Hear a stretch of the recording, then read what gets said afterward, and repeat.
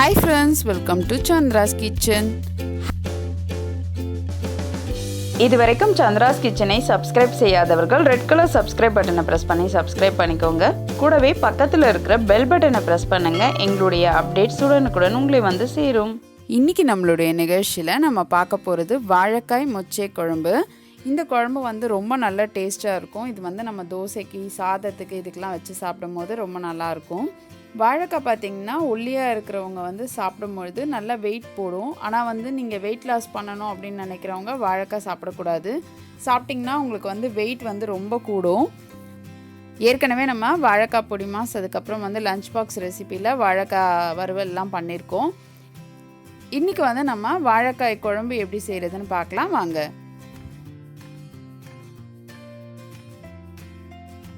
கடாய் வச்சு 3 ஸ்பூன் எண்ணெய் விட்டுக்கோங்க. எண்ணெய் காஞ்சோன்னே கடுகு உளுந்து சேர்த்துக்கோங்க.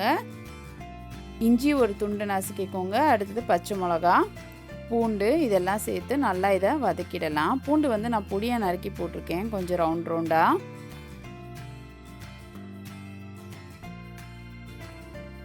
அடுத்தது வந்து கருவேப்பிலை கொஞ்சம் சேர்த்துக்கலாம். கொஞ்சம் கொத்தமல்லி சேர்த்து நல்லா இதை வதக்கிடலாம். இப்போ நம்ம நறுக்கி வச்சுருக்க வெங்காயத்தை சேர்த்துக்கலாம். இது கூட நான் வந்து 6லேருந்து 7 சின்ன வெங்காயமும் சேர்த்துருக்கேன். சேர்த்துட்டு நம்ம நல்லா இதை வதக்கிடலாம். வெங்காயம் வதங்கிறதுக்காக நான் வந்து ஒரு 1/4 ஸ்பூன் வந்து மஞ்சள் தூள் சேர்க்குறேன்.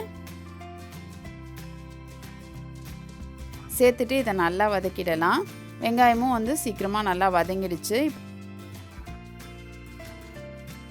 இப்போ அடுத்ததான் நம்ம வந்து பச்சை மொச்சையை வந்து சேர்த்துக்கலாம். பச்சை மொச்சைக்கொட்டை வந்து பார்த்திங்கன்னா உங்களுக்கு சீக்கிரமாக வெந்துடும். இப்போ போட்டோம்னா அதை வந்து ஒரு வாட்டி கிளறிடலாம். அடுத்தது நம்ம தக்காளி பழம் சேர்த்து நல்லா இதை வதக்கிடலாம்.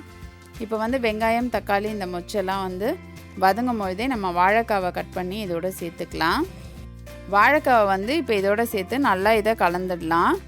இப்போ இது வந்து நல்லா கலந்தாச்சு. உப்பு சேர்த்து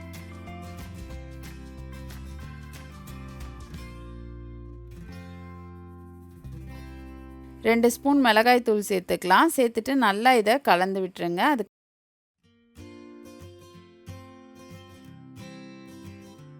இப்போ நம்ம ஒரு டம்ளர் தண்ணி சேர்த்து இதை நல்லா கலந்துடலாம்.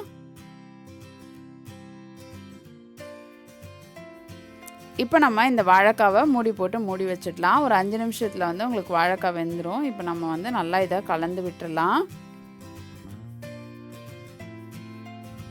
இப்போ நல்லா கலந்தாச்சு. வாழைக்காய் பார்த்திங்கன்னா நல்லா வெந்திருக்கு.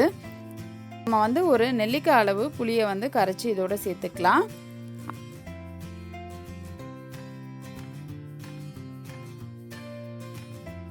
தேங்காய் பால் வந்து நான் சேர்த்துக்கிறேன். இது வந்து நான் ஒரு அரை முடி தேங்காய் வந்து அரைச்சிருக்கேன்.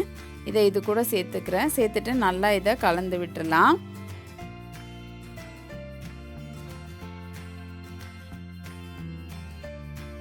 இந்த குழம்பு பார்த்திங்கன்னா ஒரு 2 நாள் நல்லா சுண்டை வச்சு கூட சாப்பிட்லாம். ரொம்ப நல்லா டேஸ்ட்டாக இருக்கும். இப்போ பச்சை வாசனைலாம் போயிடுச்சு.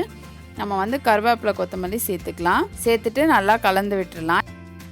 நம்மளுடைய சுவையான வாழைக்காய் மொச்சை குழம்பு வந்து ரெடி ஆகிடுச்சு. நீங்களும் இதை உங்கள் வீட்டில் ட்ரை பண்ணி பாருங்கள். உங்களுடைய ஃபீட்பேக்கை எங்களுக்கு சொல்லுங்கள். மேலும் இது போன்ற சுவாரஸ்யமான தகவல்களை அறிந்து கொள்ள சந்திராஸ் கிச்சனை சப்ஸ்கிரைப் செய்யுங்கள். உங்களுடைய கமெண்ட் பாக்ஸில் போடுங்க. லைக் அண்ட் ஷேர் பண்ணுங்கள்.